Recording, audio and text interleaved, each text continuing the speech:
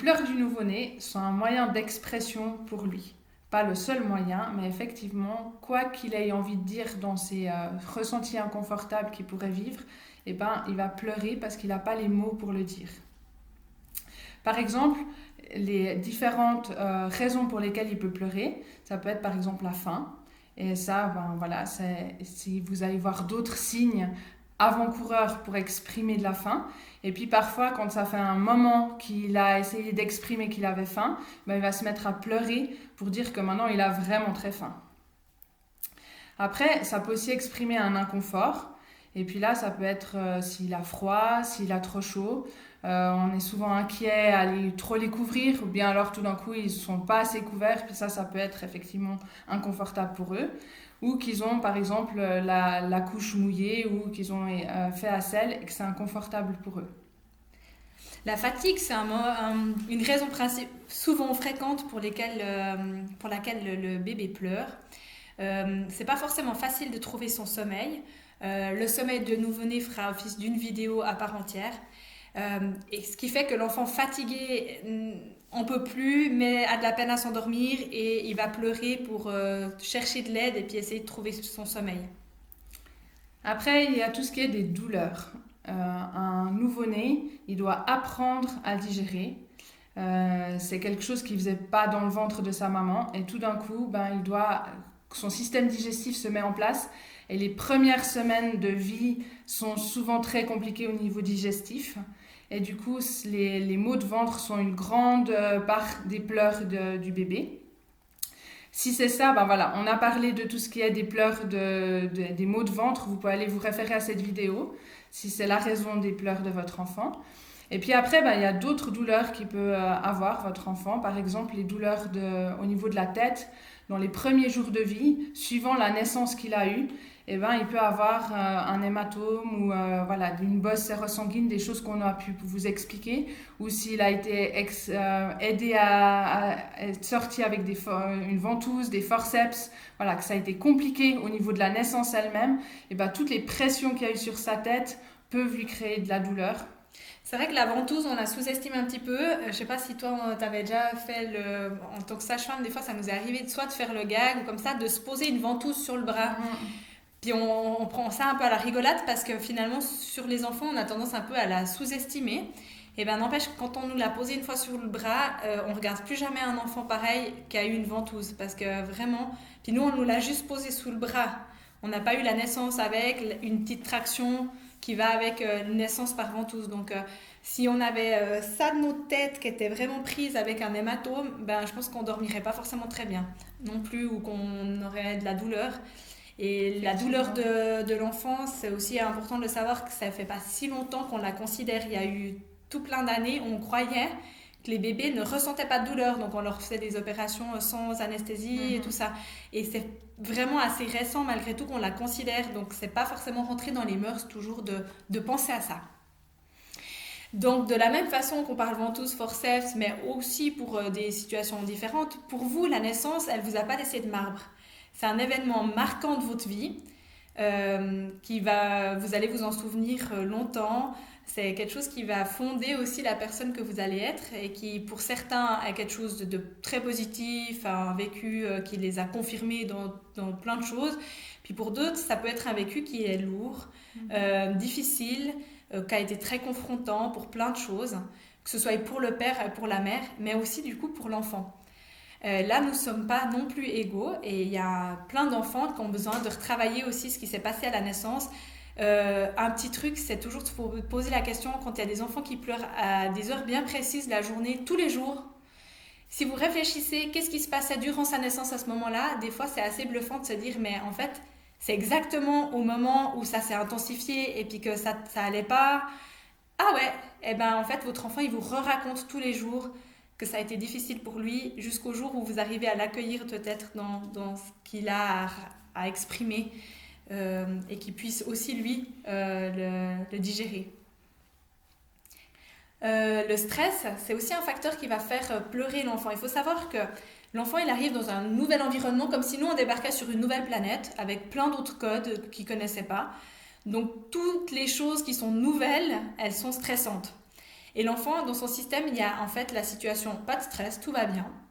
Et la situation stress, mais pour lui, stress, c'est stress vital, quoi. C'est tout de suite urgence dramatique. C'est comme pour la faim avant, Carole, elle a dit, ben, quand l'enfant il commence à dire qu'il a vraiment très faim, ben, il a vraiment très très faim. Il n'y a pas beaucoup de marge. Voilà. Alors que nous, on pourrait patienter, ben, lui, pas vraiment. Et ben le stress, c'est pareil. Nous, il y a plein d'éléments qui font qu'on arrive à nuancer un stress extérieur parce que, ah oui, on sait ce que c'est. Ah oui, ben en fait, c'est un bruit fort, mais c'est passé. Pour lui, c'est toujours très stressant et il doit en fait pouvoir ranger toutes ces nouvelles connaissances, de se dire, ben en fait, j'en fais quoi? Pour pouvoir le faire, il a besoin d'un adulte, souvent ses parents, qui vont lui donner une réponse à son stress. Il faut savoir que dans le ventre, l'enfant, il percevait aussi les stress. Il y avait aussi des hormones de stress, mais elles étaient toujours associées à certains paramètres de sa mère. Donc dans le ventre, quand il ressentait un stress, il y avait le bruit du cœur de sa maman qui était accéléré ou pas. Donc il a pu faire des associations. Maintenant qu'il est né, s'il n'est pas proche d'un adulte, il ne va plus pouvoir faire ces associations-là. Donc il entend le mixeur ou l'aspirateur ou un gros bruit. Ça le stress vital. Il n'a plus aucun moyen de savoir si c'est vraiment stressant. Tandis que s'il est contre son parent, il entend « Oh, le cœur de mon papa, il ne s'est pas du tout accéléré. » Ça ne doit pas être si urgent. Ça ne doit pas être si grave, donc je peux me recalmer. Donc il doit apprendre à s'auto-réguler et pour ça il peut le faire qu'avec l'aide des adultes et en contact proximal, très proche. Après, un gros facteur de pleurs chez les enfants, chez les bébés, c'est les surstimulations. À pas négliger l'utilisation de la télévision. Un enfant n'a pas à être devant la télévision avant l'âge de 3 ans. Il ne doit pas être en contact avec les écrans, quelque sorte qu'ils soient. C'est déjà, avec notre société actuellement, c'est impossible de ne pas du tout mettre un enfant devant un écran parce qu'on est tout le temps sur nos téléphones déjà. Donc déjà là, ils ont forcément un contact indirect, mais ne pas mettre un enfant à dormir ou s'il est réveillé, mais dans le salon quand on regarde la télévision, il n'a pas la capacité, comme on parlait des stress avant, de comprendre l'image, de comprendre le son, de savoir si c'est stressant ou pas. Voilà, c'est pas un moment de détente pour lui d'être devant la télé. Même s'il dort, c'est quelque chose qui le stimule tout le temps. Et du coup, ça, à force, à la fin de la journée, il n'en peut juste plus de toutes ces stimulations qu'il a et qu'il doit digérer. Puis donc, au niveau de la télé, il y a aussi l'aspect des ondes lumineuses qui sont aussi, malgré tout stimulantes, comme on sait, nous, que si on regarde la télé le soir, on a de la peine à s'endormir. Même s'il dort devant la télé, il se ramasse quand même des lumières qui vont le stimuler indirectement. Ouais. Donc en plus des sons. Et puis dans les surstimulations, il y a aussi tout ce qui est des visites. Moi, j'aime bien expliquer aux mamans quand il y a des visites, finalement, chaque personne qui va porter l'enfant dans ses bras, est souvent très très bienveillant en le portant, mais chaque personne a ses propres émotions que lui révèle cet enfant qu'elle a dans les bras. Et ça lui rappelle plein de choses, voilà, des enfants qu'elle a pu avoir, qu'elle n'a pas pu avoir, de la joie, de la tristesse, etc.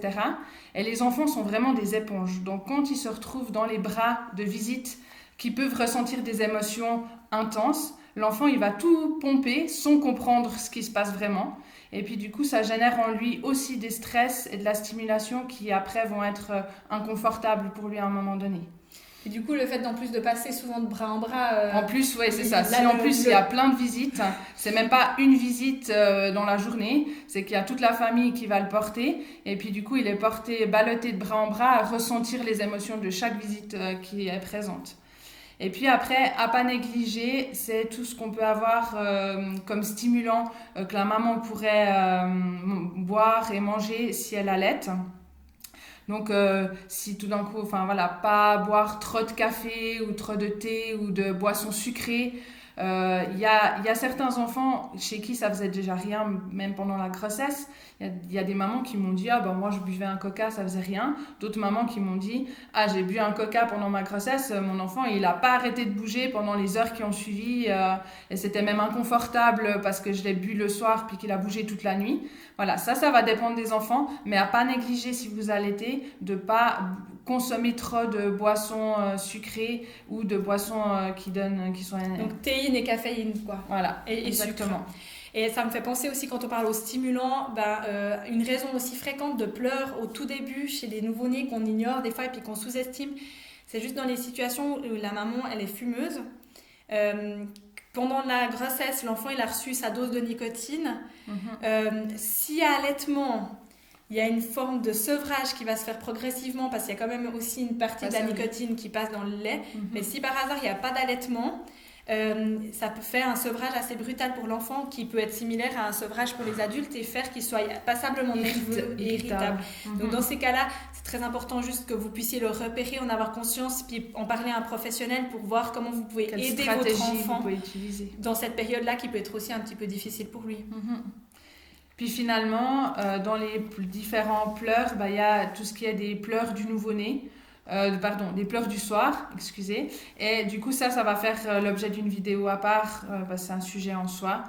Et puis, comme on voyait, comme quoi il y a une part où ça peut être des besoins de l'enfant auxquels on n'a pas pu répondre, vous pouvez sans doute vous référer à la vidéo qu'on a fait sur les besoins de base du nouveau-né pour voir quels sont-ils et puis comment y répondre au mieux.